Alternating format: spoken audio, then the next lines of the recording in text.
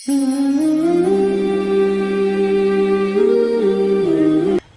اللہ الرحمن الرحیم الحمد للہ رب العالمین والصلاة والسلام علی سید المرسلین وعلی آلہ وصحبہ اجمعین۔ میرے پیارے بھائیوں، آپ حضرات صبح سے لے کر اب تک دین کی باتیں سن رہے ہیں، جم کر بیٹھ کر، اللہ تعالیٰ اسے قبول فرماوے۔ اجتماع ہو جانے کی مثال ایسی ہوتی ہے کہ جیسے بارش ہو گئی، علاقے میں بارش ہو گئی، بارش ہو جاتی ہے تو پھر کھیتی کا کام شروع ہو جاتا ہے۔ ہاں، جو کھیتی کے تقاضے وہ کھیتی والے تیار ہو جاتے ہیں۔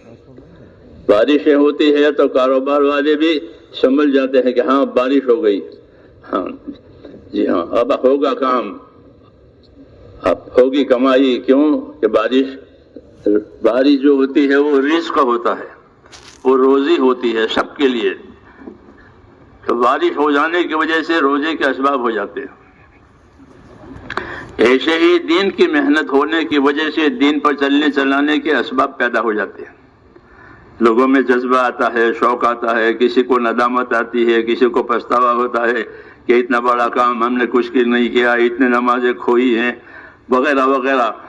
تو یہ سب اچھی باتیں ہیں۔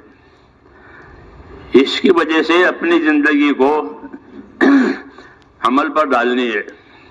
ہاں، دیکھ کر خوش ہونا ٹھیک نہیں ہے کہ دیکھو بہت بڑا اجتماع ہوا، یہ تو ایسا کسی کا باغ دیکھ کر خوش ہوئے کہ وہ کتنا اچھا باغ، تو کیا فائدہ ہو؟ تو مولانا الیاس یہی کہتے تھے کہ دیکھ کر خوش ہونا ہے تو ایسا جیسے کسی کا باغ دیکھ کر خوش ہو، تو وہ باغ والے کو ملے گا، تم کو کیا ملے گا؟ تم بھی اپنا باغ لگاؤ۔ یہ مطلب ہوتا ہے کہ دیکھ کر خوش ہونے کی ہماری عادت ہو گئی ہے کہ دیکھ کر خوش ہونا، عمل کر کے خوش ہونا، کام کر کے خوش ہونا۔ ہاں، یہ اللہ کو پسند ہے کہ عمل کرے اور اللہ سے امید کی وجہ سے خوش رہے۔ ہاں، کیا ہم نے یہ کام کیا ہے، اب اللہ تعالیٰ جو ہے اس پر اپنا فضل کریں گے، اپنی مدد کریں گے، آسانیاں لائیں گے۔ ہاں، ابشروا واملوا ما یسرکم، بشارتیں لو اور امیدوار رہو اللہ تعالیٰ سے ایسے حالات کے کہ جو تمہیں خوش کر دیں گے۔ یہ کہا تو کام کریں اور اللہ سے امیدوار رہیں۔ ہاں، اللہ سے امیدوار رہیں، اللہ سے اچھا گمان کریں۔ جابر ابن عبداللہ فرماتے تھے کہ رسول صلی اللہ علیہ وسلم نے مجھ سے اپنی وفات سے 3 دن پہلے یہ فرمایا کہ جابر، تمہاری موت اس حال میں آوے کہ تم اللہ کے ساتھ اچھا گمان کرتے ہو۔ اللہ کے ساتھ اچھا گمان کرنا کہ میرا پروردگار میری مدد کرے گا، میرے کاموں کو آسان کرے گا، اور جو محنت ہے اس میں قبولیت آئے گی، عالم میں حق اور ہدایت پھیلنے کی صورت پیدا ہوگی وغیرہ۔ اپنے اللہ سے اچھا گمان کریں، حسن ظن۔ آپس میں بھی حسن ظن رکھنا ہے کہ مسلمان آپس میں ایک دوسرے سے اچھا گمان رکھیں، ایک دوسرے کی خوبیاں دیکھیں۔ فرماتے تھے مولانا الیاس صاحب کہ ہماری محنت میں خوبیوں کا لین دین ہے۔ جس علاقے میں جاؤ اس علاقے کی خوبیاں دیکھو کہ ان علاقہ والوں میں کیا خوبی ہے۔ میوات والوں سے فرماتے تھے کہ تمہارے اندر 2 خوبی ہے، تمہارے اندر 2 خوبی ہے۔ ایک خوبی یہ ہے کہ سادگی ہے، اور ایک خوبی یہ ہے کہ جفا کشی ہے۔ وہ لوگ پیدل چلتے تھے بمبئی سے کلکتہ 4 مہینے، اس زمانے میں رمضان، شوال، ذوالقعدہ، ذوالحج، یہ 4 مہینے گزارتے تھے۔ جی ہاں، 4 مہینے کی جماعتیں نظام الدین سے رہی، 4 مہینے رمضان کے یعنی عبادت کے، اور رمضان کے اور حج کے، اس میں ساری عبادتیں آ جاتی ہے۔ تو وہ چلتے تھے وہ حضرات پیدل 4 مہینے پٹڑی پر، اور ہر گاؤں میں کام کرتے تھے۔ تو کہا گا تمہارے اندر یہ خوبی ہے، ایک تو سادگی ہے۔ ہاں، اس زمانے میں ان میں سادگی تھی، اب تو ان میں بھی مالداری آ گئی۔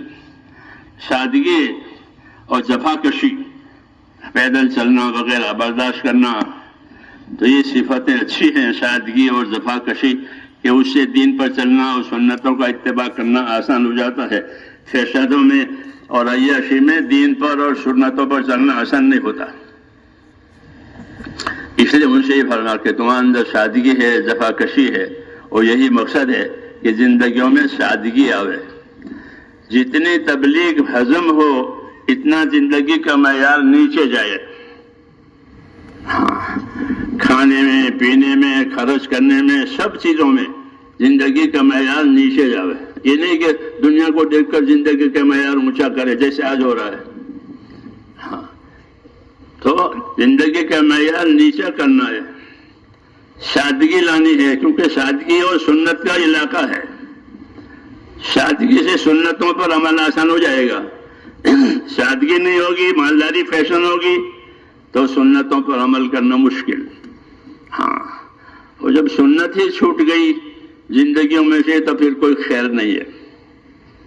اس لیے ہماری دعوت کا مقصد یہی ہے کہ اجتماعی طور پر ہم اپنے دین کی نصرت کریں.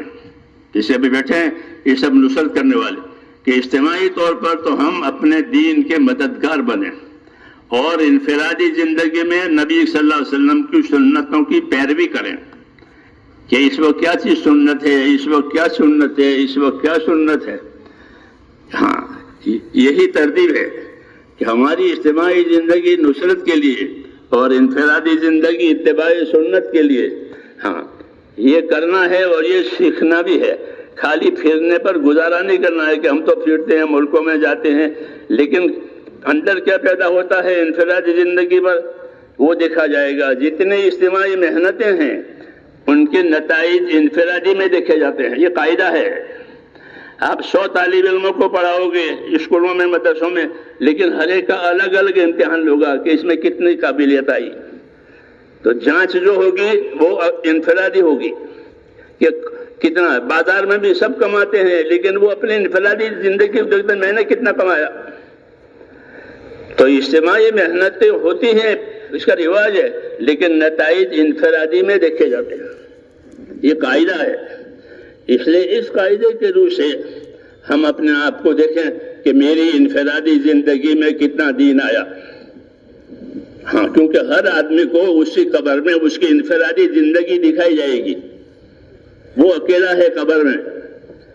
یہ اللہ نے رکھا ہے یہ کہ انفرادی زندگیاں دکھانے کے لیے قبر ہے اور اجتماعی زندگی دکھانے کے لیے محشر ہے. پورا محشر میدان، میدان محشر، یوم تبلی السرائر، کیا تمام چھپی ہوئی چیزیں کھل جائیں گی. گناہ کھل جائیں گے، عبادتیں کھل جائے گی، قربانیاں کھل جائے گی، خیانتیں، بے ایمانیاں کھل جائے گی، سب چیزیں کھلے گی. یوم تبلی السرائر، کیا ساری چھپی ہوئی چیزیں کھلے گی. تو یہ دو منظر رکھے ہیں، ایک محشر، ایک قبر. کہ قبر میں انفرادیت دکھائی جائے گی کہ تیری انفرادیت کیا تھی. اور محشر میں کہ محشر میں اجتماعیت دکھائی جائے گی. وہ یہ دونوں کی دونوں چیزیں انسانوں اور جناتوں پر آئے گی اور کسی مخلوق پر نہیں آئے گی. یہ دونوں، انہی دونوں کو دیکھنا ہے، انسانوں کو اور جناتوں کو، قبر ہو یا محشر ہو. جی ہاں. اس لیے میرے بھائیوں، سمجھدار آدمی وہ ہے جو اپنے آخرت کی فکر میں لگے. بس الکیس من دان نفسہ وعمل لما بعد الموت. باہوش آدمی وہ ہے جو اپنی ذات پر قابو کرے اور کل یا موت کے بعد کام آنے والا کام آج ہی کر لے. کل کا بھروسہ نہیں ہے، کل کون رہے گا کون نہیں رہے گا. جی ہاں، یہ تعلیم دی ہے.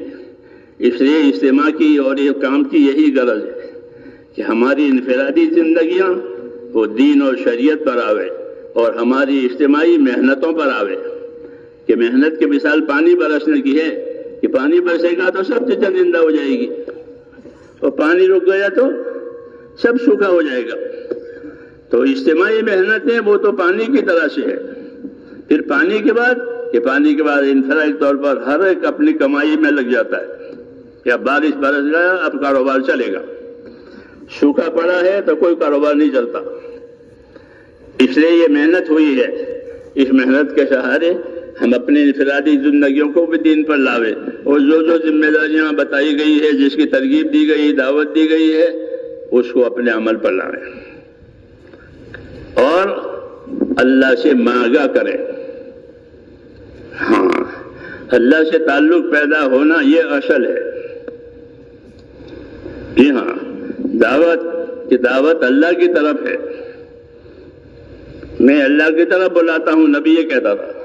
نبی اپنی طرف نہیں بلاتا، کہ نبی اللہ کی طرف بلاتا ہے کہ اللہ کے بندوں کا جوڑ اللہ تعالیٰ سے ہو جاوے، ایمان سے، عبادت سے، ہاں، سچائی سے، قربانی سے، کہ ان کا جوڑ اللہ تعالیٰ سے ہو جاوے. ہاں، پھر اللہ تعالیٰ خود ان کی تربیت کرے گا، اللہ خود ان کو ترقی دے گا، ان کی حفاظت کرے گا. ہاں، ہر ایک کا معاملہ اپنے اللہ سے ہے، یہ یاد رکھو. ہر ایک کا معاملہ کس سے ہے؟ اللہ سے ہے. ثواب بھی اللہ دے گا، عذاب بھی اللہ دے گا، حساب بھی اللہ لے گا. یہ سب ہر ایک کا معاملہ اللہ سے ہے. جی ہاں، اس لیے کہا کہ وَلْتَنْظُرْ نَفْسٌ مَا قَدَّمَتْ لِغَدٍ. ہر آدمی سوچا کرے کہ کل جو آنے والی ہے اس کے لیے میں نے کیا تیاری کی ہے. ہاں، اس لیے یہ سیکھنے سکھانے کی بھی جگہ ہے کہ یہاں سن کر کے مطمئن نہ ہو جائیں کہ ہم نے سنا، تمام مجلسوں میں شرکت کی، لیکن شرکت اصل نہیں ہے. شرکت تو ذمہ داری لینے کے لیے ہے. شادیوں کی شرکت میں، کھانے پینے میں شرکت، کوئی ذمہ داری نہیں. ذمہ داری دولہا کے باپ پر، دلہن کے باپ پر. تو یہ ایسا نہیں ہے. یہاں ہم میں کا ہر آدمی ذمہ دار ہے. یہ کہا کلکم راعین، کہ تم میں سے ہر آدمی ذمہ دار ہے. تو اللہ تعالیٰ نے ہمیں ذمہ داریاں دی ہیں، اور مدد جو ہوتی ہے وہ ذمہ داری کے پورا کرنے کی وجہ سے ہوتی ہے. المعونۃ علی قدر المعونہ، کہ اللہ کی مدد اتنی ملے گی جتنی ذمہ داری پوری کی جائے گی. حدیث شریف کا مضمون ہے. اس لیے ہم اپنی ذمہ داریوں کے پورا کرنے کا عادی بنے، اس کا اہتمام کریں. حضرت عمر فرماتے تھے کہ اپنے آپ کو خیر کے اور نیکی کے کاموں کے عادی بناؤ. اپنے آپ کو خیر کے اور نیکی کے کاموں کے عادی بناؤ. تو آدمی ایک دفعہ کرنے سے تھوڑا عادی ہوگا، وہ تو بار بار کرے گا دھیان دے کر، تو وہ اس کا عادی بنے گا. عادت کی وجہ سے آسانی ہو جائے گی کہ دین پہلے عادت میں آتا ہے، پھر عبادت میں پلٹتا ہے. اس لیے پہلے تو ہم دین کے کاموں کے عادی تو بنے، جیسے بچے نماز کے عادی بنے بچپن سے، پھر بڑے ہو کر نمازی بنیں گے اخلاص کے ساتھ. جی ہاں، اس لیے بھائی اپنے آپ کو اس کا عادی بنانا ہے، روز روز کر کے. ہاں، یہ مطلوب ہے. ہاں، کہ جو کام کرو آخر تک لے جاؤ. ہاں، آخر تک. وَلَا تَمُوتُنَّ إِلَّا وَأَنْتُمْ مُسْلِمُونَ، کہ تمہاری موت اس حال میں آوے کہ تم اللہ کی بات مانتے مانتے مر جاؤ. یہ کہا ہے. کریں گے انشاءاللہ. اللہ سے مانگو.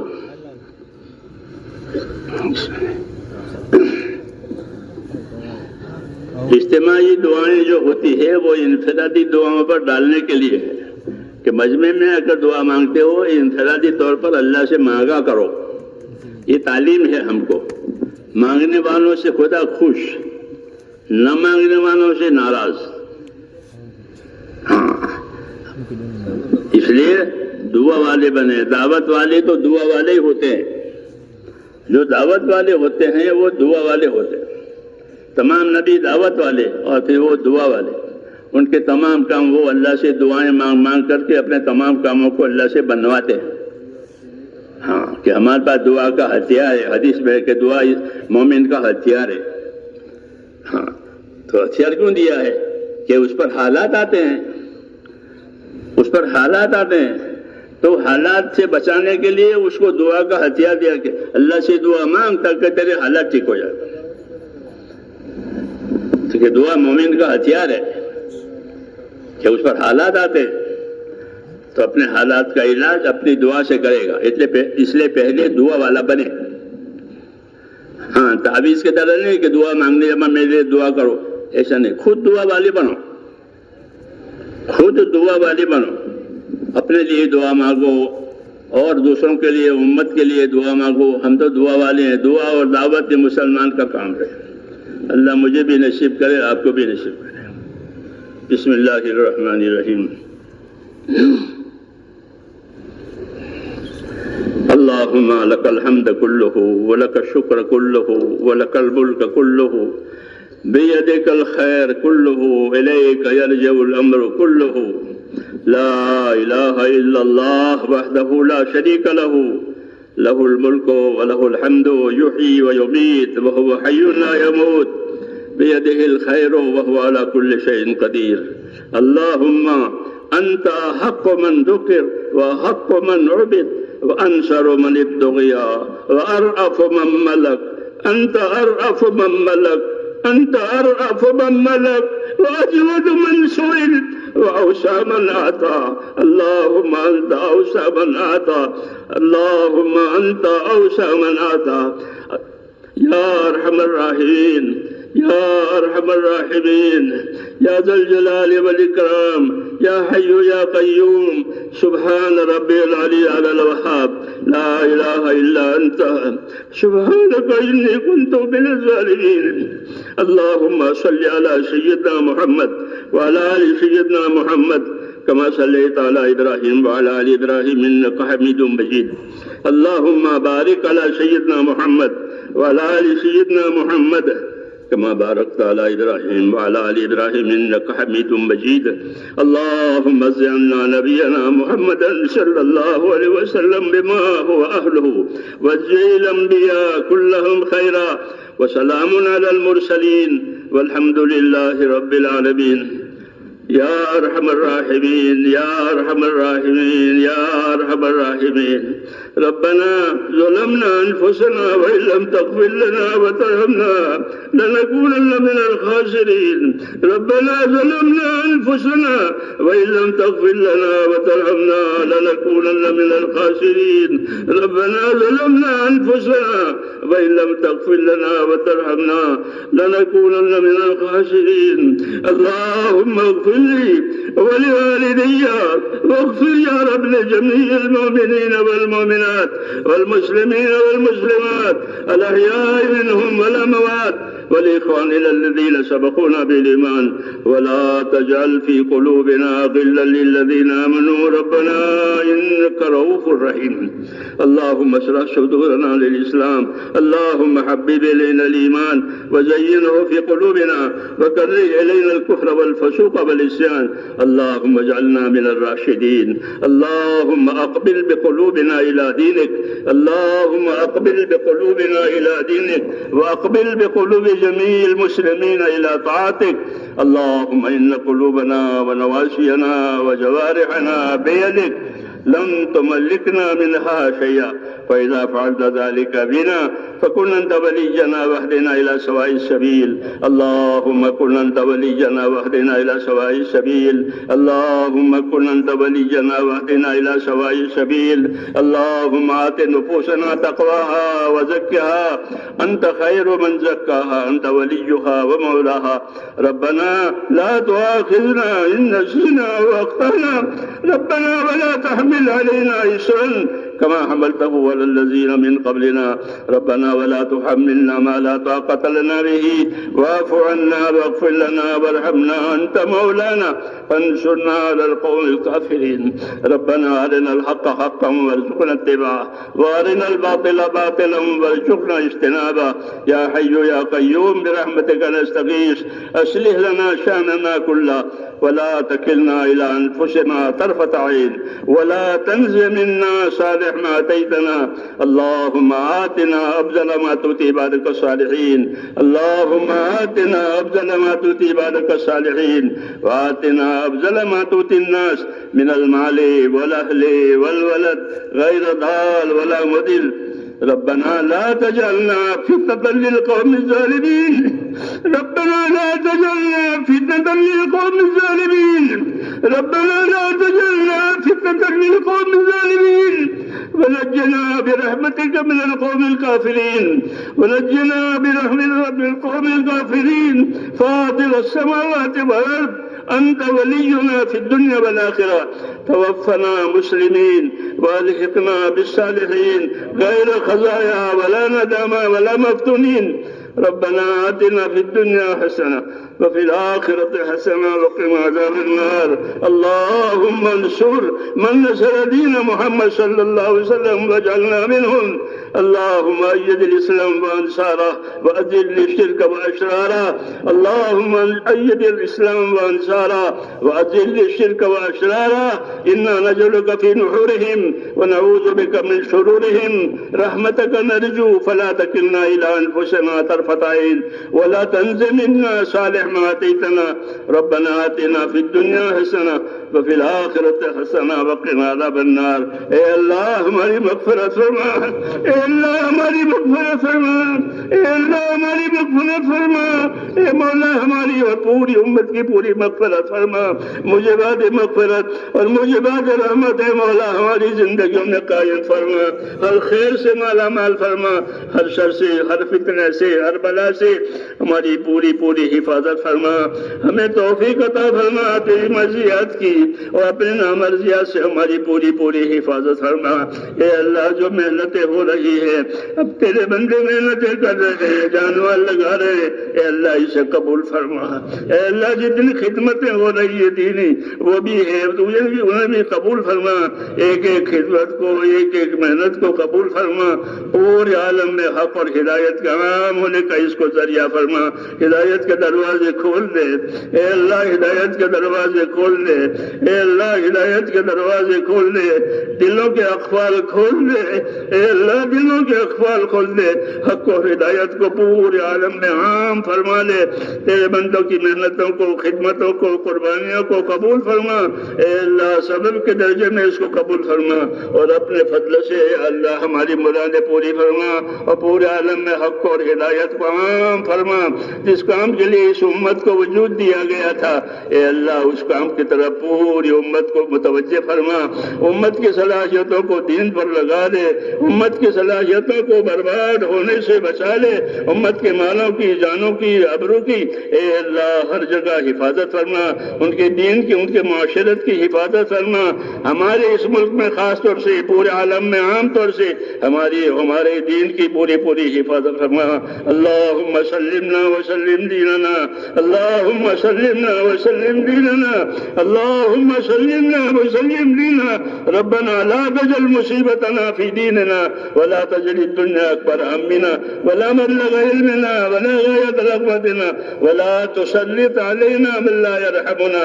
اے اللہ ہماری مغفرت فرما کر جو محنتیں ہو رہی ہیں قبول فرما اور موت تک اخلاص اور استقامت کے ساتھ ہم میں سے ایک کو ثابت قدم فرما اپنے دین پر، اپنے مرضیات پر. اور مرنے کا وقت آوے تو ہم میں سے ایک کو کمال ایمان پر خاتمہ نصیب فرما، کمال ایمان پر خاتمہ نصیب فرما. اے مولا کمال ایمان پر خاتمہ نصیب فرما. موت میں برکت مقدر فرما. موت کے بعد کی ہلاکتوں سے حفاظت فرما. موت کے بعد آنے والی ابدی رحمتوں سے مالا مال فرما.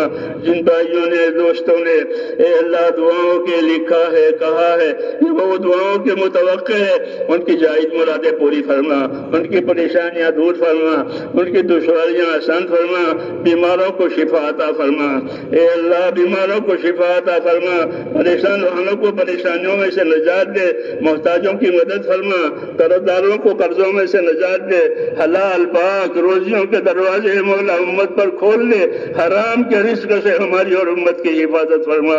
اے اللہ جتنی خیر جناب نبی کریم صلی اللہ علیہ وسلم نے مانگی ہے وہ ہم کو بھی عطا فرما دے. ہم بھی مانگتے ہیں اور جن شرور سے، جن فتنوں سے پناہ مانگی ہے اے اللہ ہمیں بھی اس سے اپنی پناہ میں لے لے اور ہر خیر سے مالا مال فرما. ربنا آتنا فی الدنیا حسنہ وفی الآخرۃ حسنہ وقنا عذاب النار. وصلی اللہ تعالی علی خیر خلقہ محمد وآلہ وصحبہ اجمعین برحمتک.